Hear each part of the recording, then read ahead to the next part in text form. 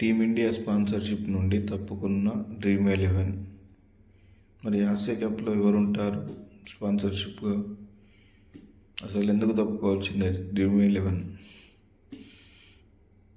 మ్యాటర్లో వెళ్ళే ముందు Virat Kohli fans subscribe చేయండి అమ్మా.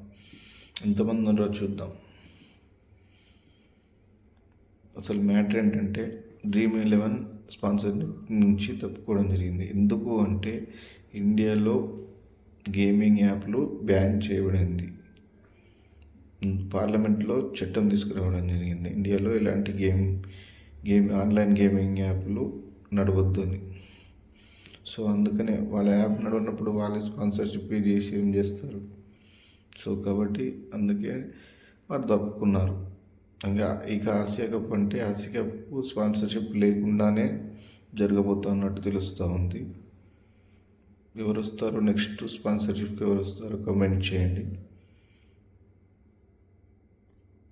Thank you.